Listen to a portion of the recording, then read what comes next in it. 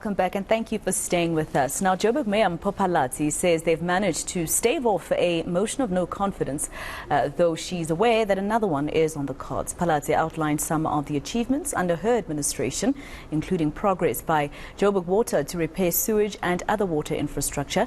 But is this enough? Well, let's discuss this further. We are joined by the Speaker of the Joburg Council, Colleen Makhubele. So obviously you still want Mpho Phalatse out. Morning, Masego, and good morning to the viewers. It is not my call to make. That is what the councillors will decide what they want to do. At this stage, the motion of no confidence has been rescinded, and there's nothing that has come to our table and also to the programming committee. So I can't tell whether they want Phalatse out or not. So it was supposed to go ahead, I think, during one of the council meetings this week. But today. Yes, today actually. But media reports suggested that you took it off the agenda because you felt that it was inadmissible for now. Does that have anything to do with some of the legal advice that you've been receiving after last week's court decision? Actually, we didn't feel that it was inadmissible. We sat as a programming committee where all political parties are represented, including the DA and the Action SA. And the decision of the programming committee was that the motion was admissible.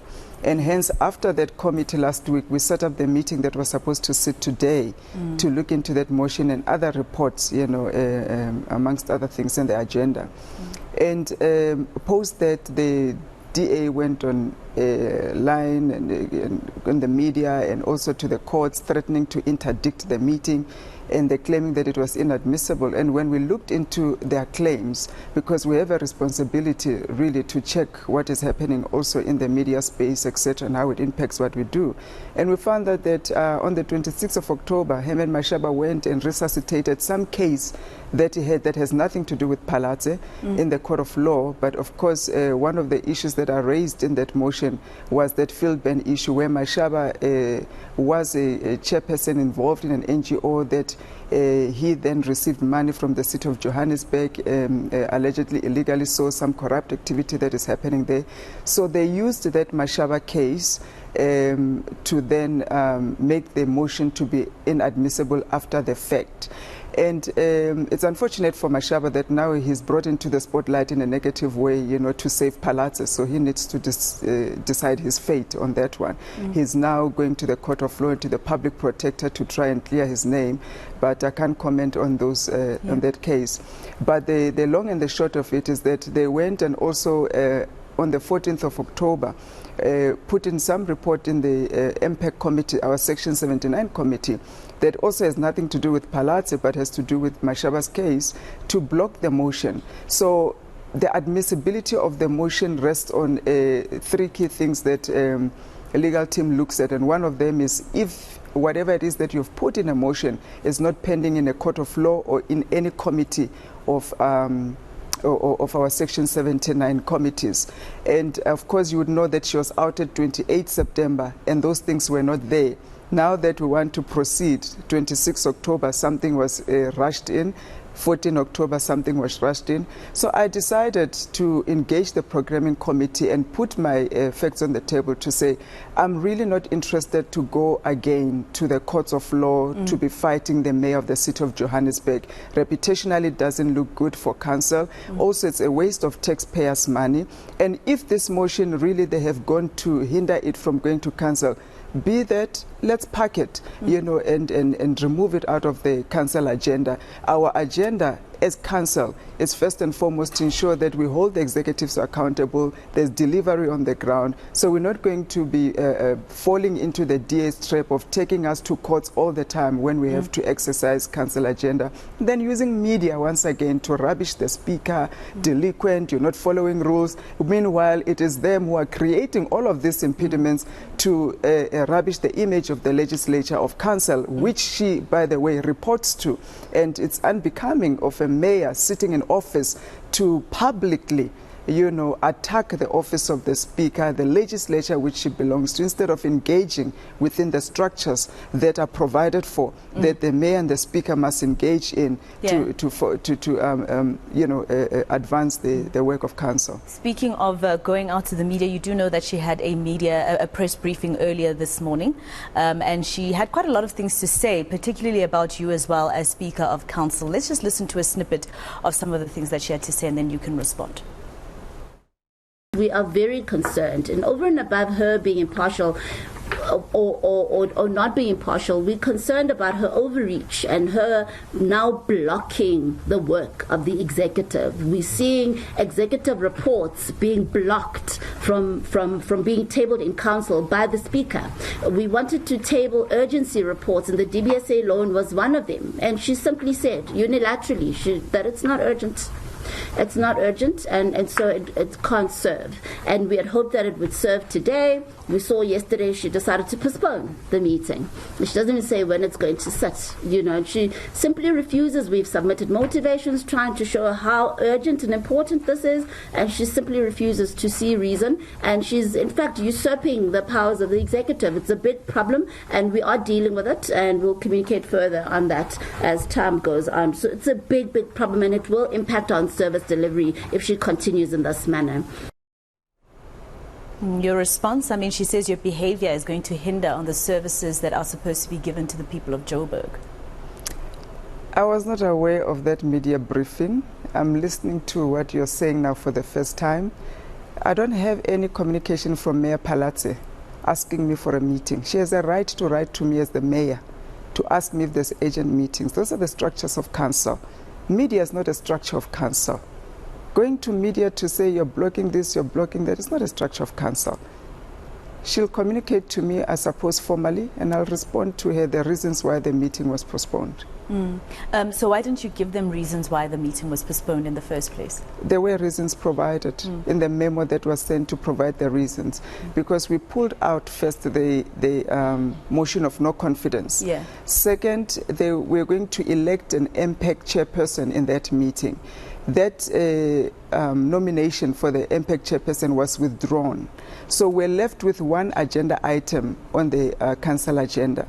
And I cannot hold a meeting for one council agenda. And the DA has been writing me letters on that to say, you're calling too many meetings, and can we not use the ordinary meeting, because it costs us almost 600,000 rand to host a council meeting. And I heeded to them. I heeded to the DA's call to say, let's not have council meetings to discuss one or two agenda items. Let's wait until the agenda is packed enough and it justifies.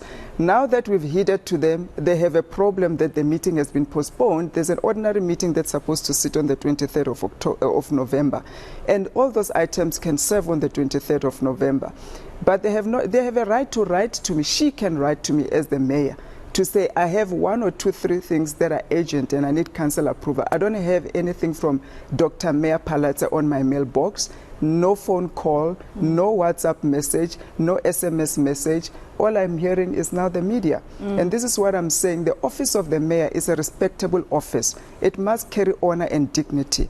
It must seek to unify the city. It must seek to project honor and a good image for the city. It's not necessary to go and do that. If there's an issue, she can knock on my door. We are just across one another. Speaker, please, can we do this? I think you're right with one thing, Speaker, because it does look to the public as if no one's getting along, and it gives you quite a bad image to the residents of Joburg. But she also calls you overreaching.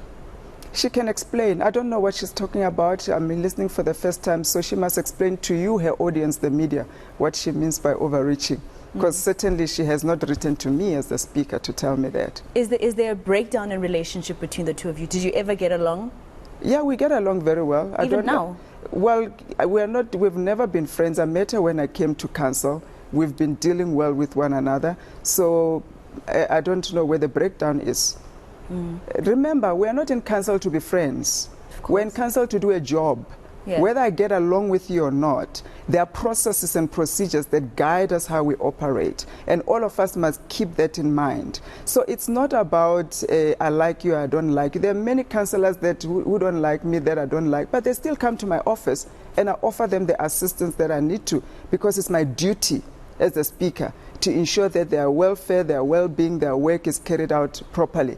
And when they come to me with that respect and with that cordial approach and within the processes, certainly none of them will tell you that I've ever denied them anything. So, yeah, we'll hear later what you say. You know, the both of you have said things about each other in the media that made it seem as if there is a problem there, and it made it seem as if it's such a big problem that you cannot work with each other.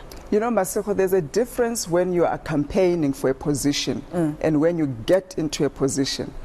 Even as politicians, when we're campaigning, we slash each other's throats, you know, and it's nothing even personal. We can get into the media and talk ugly about one another. You'll find us outside of there having coffee and laughing, etc. We're campaigning. You can understand when she was still trying to get into the mayor's position, speaking as a councillor, slashing this and that one. That's normal. That's good behavior for any politician to earn points and, you know, push their agenda upwards. But once you get into office and occupy an office, a certain decorum must apply, certain dignity you must uphold. You cannot have the same behavior when you were campaigning to be in office and when you are in office. And I think that's what we need to now transition to say we are now in office. There's no need to... There's a lot of work to do. There's a lot of work to do. There's no need for this anymore. Now we must carry on to work now. Yes, when we campaign for 2024, we get into the ring again. You'll see us like we hate each other like enemies. I can go off with Herman Mashaba. He's not in council. He's, you know, whatever is campaigning for his party, not a problem. But I can't do that with the mayor. And hence, I'm finding it very difficult to respond to this media briefing that I've just listened to now. I didn't know she was having a media briefing. I've listened to the clip, and I'm hoping that she'll approach my office the way she's supposed to approach my office as a mayor, and that we can resort. Can to call a meeting approach is not the mayor's office? Maybe the other way If around? I need anything from the executives, I can approach them. At this stage, it looks like they need something from the speaker's office, and my door is always open. All right. Thank you very much for coming to studio and for speaking to us. Colleen Makhubele, she is the Joburg speaker in the Joburg Council. Let's take